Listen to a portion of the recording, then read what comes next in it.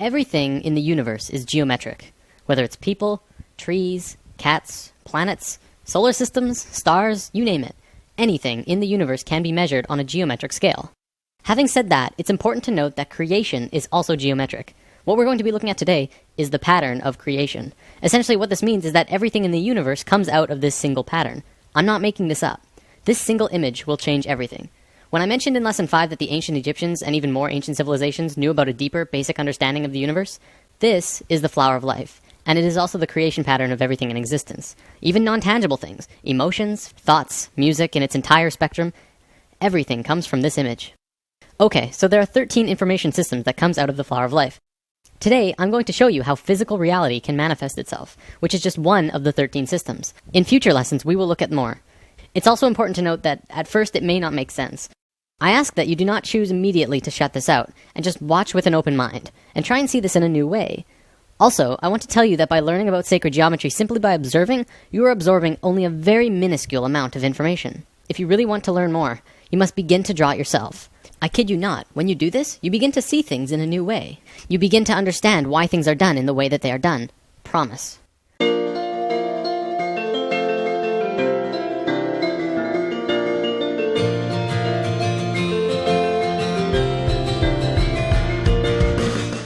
The flower of life was known around the world in ancient times. It was found in Ireland, Turkey, Israel, Egypt, China, Greece, Germany, India, and Iceland. It's also been recorded to have been found in England, Tibet, Japan, Sweden, Lapland, the Yucatan, and I think 14 other places.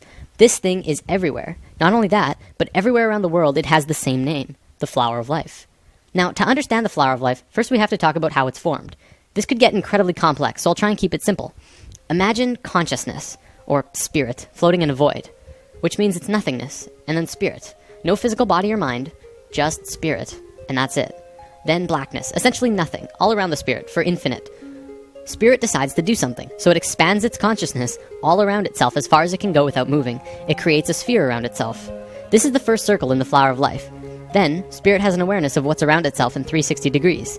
It moves to the very edge of the sphere, anywhere, and repeats what it did the first time. It creates this image, which also creates the Vesica Pisces. Within the Vesica Pisces is a vast and incredible amount of knowledge about width, proportion, depth. Also comes the square roots of 2, 3, and 5, which are all numbers that go on forever. But even more interestingly, comes geometric information about light. We'll talk about that in a moment. Now, spirit has no choice but to do it again. Spirit is flawless, and therefore it will move flawlessly, creating the next circle either here or here, exactly one radius away from the other circle next to it. Every time spirit moves another sphere, more and more knowledge comes out of the image that is created. The first complete image to be formed is this. It has two names, the seed of life, or the Genesis pattern, and for good reason. Now, let's look at the book of Genesis for a second. Each of these movements, or creations of circles, can be seen as another day. On the first movement, the second sphere, it created knowledge about not only mathematical proportions, but light. The first sentence of Genesis says, "The earth was without form and void, and that the Spirit of God moved upon the face of the waters." In the very next sentence, God says, "Let there be light." The key here is in the order. The movement happened first, then light happened immediately after. Well, but what about the waters? Well, you have to remember that the Bible has been changed over time a lot. The ancient Egyptians would say that the way our modern Bibles begin creation is impossible, especially if you think about it from a physics point of view. Imagine a dark, infinite space that goes on forever and ever in all directions. You're just floating there with nothing. You can't really fall, but where would you fall to? From a purely physics or mathematical point of view, motion itself, or kinetic energy, is absolutely impossible in a void. You can't even rotate, because motion cannot become real unless there is one other object in the space around you. So the ancient Egyptians would say that before God moved upon the face of the waters, it would first have to create something to move relative to. So, Genesis pattern, after 3 spheres, you get the Holy Trinity. Another interesting one, it says in many Bibles of the world, not just the Christian Bible, that on the 4th day of Genesis, exactly 1/2 of creation was completed. Starting from the first motion, exactly 1/2 of the circles were formed on the 4th day. 5th day of Genesis, 6th circle, more information, and then on the 6th day, a geometric miracle takes place. The last circle forms a complete 6-petaled flower. This is what many earlier Bibles meant when they said, "In the beginning there were 6." Our Bible even said creation was formed in 6 days, and this fits exactly. This is the pattern of Genesis, and so it's called the Genesis pattern. It's also the beginning of the creation of the universe that we live in. These original movements of spirit are really important, but now let's look at something even cooler. Another image that comes out of this pattern is this. It's called the Tree of Life. Many may recognize this as the Jewish or Hebrew Kabbalah, but the Kabbalah did not originate this image, and there is proof. the Tree of Life does not belong to any culture, not even the Egyptians, who carved the Tree of Life on 2 sets of 3 pillars at Karnak Temple, Luxor, over 5,000 years ago. It's outside any race or religion, as with all of these images. There are patterns that are intimately connected with nature. You'll also notice that every circle on the Tree of Life is either the length or width of the Vesica Pisces. The second image beyond Genesis in the Flower of Life is the Egg of Life. This is formed during the second vortex motion. Upon its completion, it creates an image like this, a 3-dimensional shape that you can hold in your hand. If you were to connect their centers, you would see a cube. So what? Who cares? Well, the ancient Egyptians did, because they were concerned with creation, life, and death. They called this cluster of spheres the Egg of Life. You probably won't believe me just yet, but this shape is the morphogenic structure that created your body. Your entire physical existence is dependent on the Egg of Life structure, and everything about you was created from that form. Everything from your eye color to how long your fingers are. This is a whole lesson on its own, so let's move on for now. All around the world, the Flower of Life was always made the exact same way. See, this pattern can clearly go on forever. However, they always stopped after 19 circles. Why? Well, because they didn't want you to see what I'm about to show you. Back then, this image and knowledge was so sacred that they couldn't allow it to become common knowledge. It was appropriate at that time. However, now we either use the information or fall further into darkness. In biology, all cells have a zona pellucida around the edge. These circles around the Flower of Life are the zona pellucida of the Flower of Life.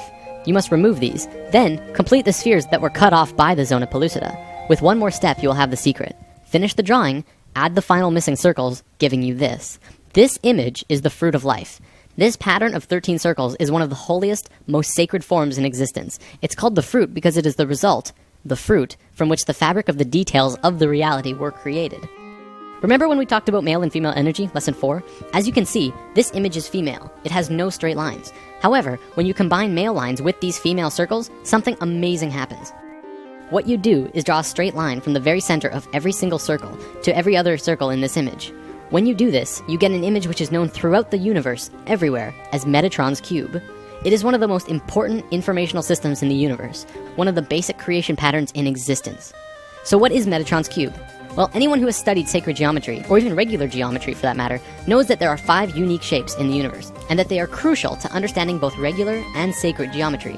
They are called the Platonic solids. A Platonic solid has certain characteristics by definition.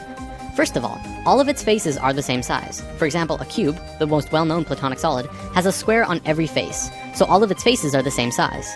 Secondly, the edges of the Platonic solids are all the same length. All edges of the cube are the same length. Third, it only has one size of interior angles between the faces. In the case of the cube, this angle is 90 degrees. And fourth, when put inside of a sphere, all of the points will touch the edge of the sphere perfectly. With that definition, there are only 4 shapes besides the cube that fit that description. So what are they? Well, we have the dodecahedron, the tetrahedron, the octahedron, the isosahedron, and the hexahedron. All of these shapes are found within Metatron's cube. This knowledge is also where original alchemy came from. The ancient alchemists and great souls like Pythagoras, father of Greece, considered each shape to have an elemental aspect to them. The tetrahedron was considered fire, the cube was earth, the octahedron was air, the isosahedron was water, and the dodecahedron was ether. Ether, also known as prana, and tachyon energy are all the same thing. They extend anywhere and are accessible at any point in space, time, and dimension. This is the great secret of zero-point technology.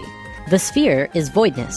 These 6 elements are the building blocks of the universe, and they create the qualities of the universe. To summarize, this is the first informational system that comes out of the Fruit of Life through Metatron's cube.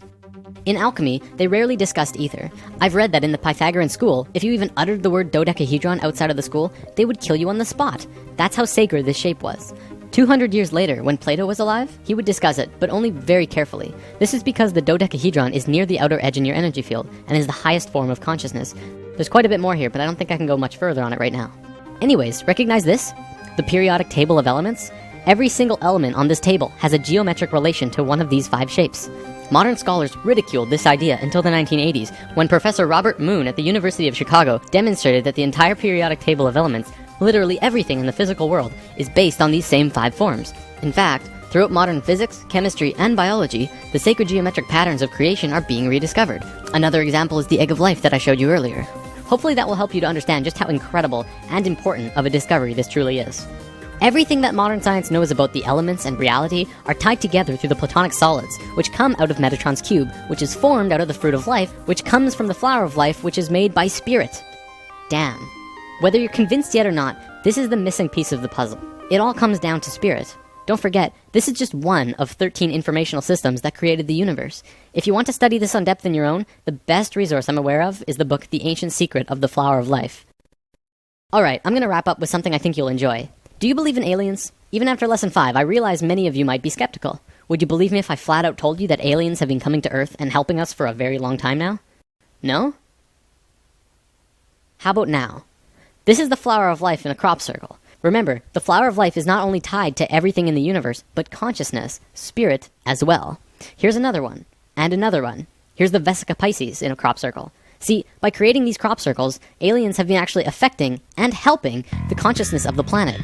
Do not fear aliens. They're here to help.